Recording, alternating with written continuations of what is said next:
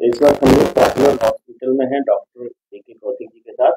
और संभवतः बहुत दिनों बाद हम लोग फेसबुक पे लाइव आ रहे हैं। और मैं कहूँगा कि अधूरा रहता फिर बात नहीं मिला। तो आज एक बहुत ही अच्छा ओकेजन है जिससे हम लोग रूबरू हो रहे हैं डॉक्टर कौशिक सर के साथ। तो सर मैं चाहूँगा खुद आप बताएं कि आज क्या नया हुआ है प्रॉब्लम। धन्यवाद अमित जी। सबसे पहले धन्यवाद देना चाहूंगा अपने मीडिया कंसल्टेंट अमित जी का, है ना। और संजोग से अभी अमित जी, वो भी अमित जी, और बाकी पूरी प्रेस के लोग भी अभी खड़े हैं साथ में। जैसा कि आप जानते हैं, अभी एक मेगा प्रेस कॉन्फ्रेंस किया हमने, जिसमें वाराणसी के लिए एक स्पेशल टेक्नोलॉजी हम लोग लेकर आए हैं चिकित्सा के क्षेत्र में।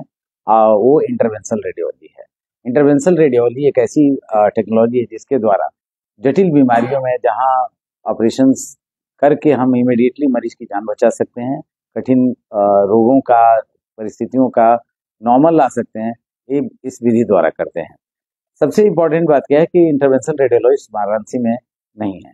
और डॉक्टर महेंद्र बिंद अभी जो हमारे यहाँ पहले कुछ दिनों से काम कर रहे थे, 3 साल का कोर्स करके ये देहरादून से आए हैं और इस अ, अस्पताल में अपनी चिकित्सा सेवा दे रहे हैं। तो मुझे ऐसा लगा कि जरूरी है कि इस बात को जन जन तक पहुंचाया जाए पूर्वांचल और निकटवर्ती राज्यों में, ताकि लोग जान सकें कि ये चिकित्सा सुविधा पॉपुलर में है। इसके लिए बड़े शहरों में जाने की जरूरत नहीं। इसको जब थोड़ा सा और सरल करें, जितना मैं डॉक्टर साहब के साथ बैठा था जो समझ पाया, मैं चाहूँगा कि जो देख रहे हैं लोग उनको भी पता चले कि अ, इससे विशेष तौर पे जैसे कुछ ऐसे पेशेंट जिनको बड़े चीज़े का ऑपरेशन ना पॉसिबल हो जिनके अंदर, उन लोगों के लिए बताया डॉक्टर साहब कि बहुत आसानी से ऑपरेशन किया सकता है। ओल्ड एज के या एक्सीडेंटल के जहाँ पे हम हैवी एनेस्थीसिया ना दे सकें, वहाँ पे बड़ा एक कारगर है। तो उसको थोड़ा-सा क्लियर करेंगे क्या है क्या? आप यूं समझ लीजिए कि इस जैसे थायराइड है, इसको थायराइड सभी समझ रहे हैं, गले में घेगा की बीमारी, ब्रेस्ट में ट्यूमर की बीमारी। यंग गर्ल्स को ये हो जाता है कभी कभी 18 साल, 20 साल, 15 साल में, 24-25 साल की उम्र में। और इसमें दोनों कंडीशन में सर्जरी की जरूरत पड़ती है। लेकिन जब इस मेथड से हम लोग माइक्रो एब्लेटिव सर्जरी करते हैं, जिसमें तार द्वारा एक्जिला के पास से नस में सबक्लेवियन आर्टरी वेन द्वारा जा करके उस गांठ तक पहुंचते हैं, उस गांठ को हम एब्लेट ब्लड सप्लाई को रोकते हैं। और उसी सर्जरी को हम लोग ओपन मेथड से जब करते हैं तो उसमें एक स्कार आ जाता है, एक बड़ा सा चीरा आता है, 5-6 दिन मरीज को भर्ती रखना पड़ता है। लेकिन इस मेथड से करने के बाद हम लोग मरीज को 3-4 घंटे ऑब्जर्वेशन दे करके छोड़ देते हैं।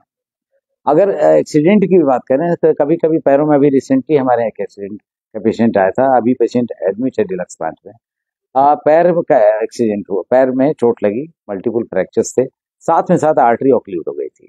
अगर इंटरवेंशनल रेडियोलॉजी द्वारा उस समय हमारे पास फैसिलिटी होती अभी, तो उस पैर को हम बचा सकते थे। अल्टीमेटली एम्पुटेट करना पड़ा हम लोगों को पैर का। पॉपुलर हॉस्पिटल एक सुपर मल्टी स्पेशलिटी हॉस्पिटल है। तो ये जो नई सुविधा आई है, इससे किन-किन विभागों को आपको सपोर्ट मिलने वाला हम ऊपर से शुरू करते हैं, जैसे ब्रेन से शुरू करते हैं। ब्रेन में जैसे कोई नस का ब्लॉक हो जाना या वहाँ ब्लड सप्लाई का किसी तरह से रुक जाना, तो वैसे कंडीशन में न्यूरो इंटरवेंशन द्वारा इस प्रक्रिया को कर सकते हैं। उसके बाद हम लंग्स में चलते हैं। लंग्स में अगर कोई ऐसा ट्यूमर है जो ब्लीड कर रहा है, मैसिव ब्लीडिंग के द्वारा कई बार मरीज की डेथ भी हो जाती है, उसमें हम लोग ब्रोंकियल आर्टरी का एम्बोलाइजेशन करते हैं। कोई ट्यूमर है कहीं पर, जैसे लीवर में ट्यूमर हो सकता है, शरीर के अन्य भाग में हो सकता है, जहाँ से ब्लड सप्लाई उस ट्यूमर में जा रही है, उस ब्लड सप्लाई को ही हम जा करके एब्लेट कर देते हैं। एब्लेट माने उसको आर्टरी को ऑक्लूड कर देते हैं। ब्लड सप्लाई नहीं जाता है, जिसके वजह से वो रोग श्रिंक होता जाता है, 2-3 स्टेजेस में बिल्कुल छोटा हो जाता है। है? तो ओवरऑल जो हमें एक अंडरस्टैंडिंग आती है आपसे बात करके कि इससे जो ऑपरेशन होगा बहुत छोटे चीरे के माध्यम से होगा, जिसकी वजह से शायद हॉस्पिटल में एडमिट होने का जो 1-2 हफ्ते, 1 हफ्ते ज़रूरत पड़ती थी वो नहीं पड़ेगी। दर्द कम होगा, ब्लड कम लॉस होगा। और ऐसे पेशेंट जिनका ऑपरेशन शायद पॉसिबल नहीं था किन्हीं वजहों से, उनका भी ऑपरेशन हो सकता है।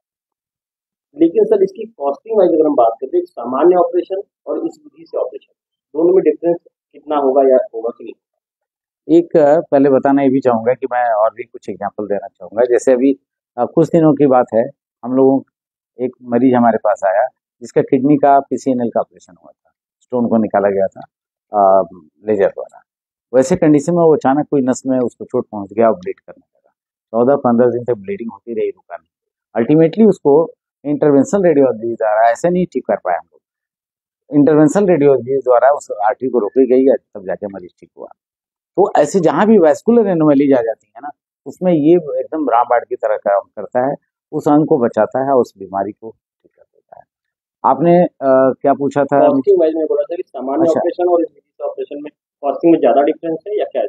बहुत देखिए, इसमें जो एक्सेसरीज है ना, वो थोड़ा कॉस्टली आती है। वन टाइम हम लोग मशीन परचेज कर लेते हैं, उसके लिए हमें चिंता नहीं रहती है। लेकिन जो इसके एक्सेसरीज जो हैं वो महंगे होते हैं। फिर भी आप ये मान के चलिए कि जो कॉस्टिंग में आपके बड़े शहरों में लगेगी, उसके हमें लगता है काफी न्यूनतम दर पर यहाँ हो जाएगा।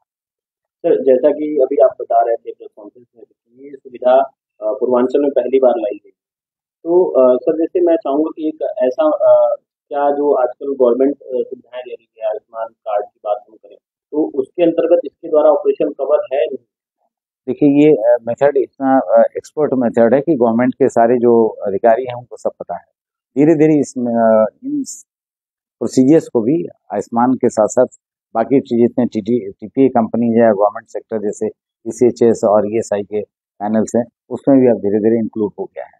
हो सकता है पूरी जानकारी नहीं है वो है हमें, कुछ चीजें कहीं नहीं हो सकती हैं, तो उसके लिए कैश पे करना पड़ेगा मरीज और डॉक्टर कौशिक जी से बात की जाए, पॉपुलर हॉस्पिटल के चेयरमैन से, और भविष्य की योजना ना जानी जाए, ये हो ही नहीं सकता क्योंकि हर साल कुछ न कुछ नया धमाका स्वास्थ्य और चिकित्सा के क्षेत्र में आप करते रहते हैं। तो भविष्य में पॉपुलर क्या नया धमाका करने वाला वैसे अमित जी बताऊं कि लगभग सारे विभागों में हम लोग आर्ट ऑफ स्टेट काम कर रहे हैं, और सब जगह art of state facility technology उपलब्ध है। लेकिन ये जरूर मैं बताना चाहूंगा कि हमारा जो नया विंग आ रहा है, जिसमें हम लोग ट्रांसप्लांट सर्जरी पर फोकस कर रहे हैं, और ये निश्चित रूप से आपके प्रश्नानुसार ये अगले 6 महीने या साल भर जो टाइम लगे, प्लस हम रोबोट की बात जरूर करना चाहेंगे इस समय, कि वो भी एक नया धमाका हम लोग जरूर करेंगे। है? तो सर जाते जाते हर बार एक बार आप जो है अपना एक स्वास्थ्य टिप्स जरूर देते हैं, हेल्थ टिप्स जरूर आप देते हैं व्यूअर्स को, तो एक बार मैं चाहूंगा एक हेल्थ टिप्स देके हम लोग जाएं। हेल्थ का डेफिनेशन जब भी हम करते हैं तो इसके चारों पांचों कंपोनेंट को इंक्लूड किया जाता है। Physical health is not only the complete health, आपको मेंटल, फिजिकल, स्पिरिचुअल, सोशल और इमोशनल, चारों हेल्थ को बैलेंस करने के लिए आपको रेगुलर बढ़िया खाना खाना है, अच्छे से एक्सरसाइज करना है, अपना रूटीन अच्छा रखना है, और साथ ही साथ हमेशा खुश रहना है।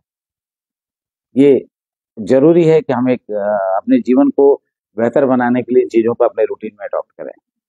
एक तो सर मैं आपको बधाई देना चाहूंगा, मैं आपसे रूबरू नहीं हो पाया। आपको आपका ही संस्थान है जो नर्सिंग एंड पैरामेडिकल इंस्टीट्यूट, जिसे उत्तर प्रदेश सरकार ने और माननीय योगी आदित्यनाथ ने आपको सम्मानित भी किया उसके लिए, तो आपका और आपकी पूरी टीम बधाई की पात्र है। और साथ ही साथ मैं चाहूंगा कि आप जाते जाते लोगों को वोट अपील एक बार कर दें, क्योंकि quality is the priority, quality के साथ ही हम कहीं भी आते हैं।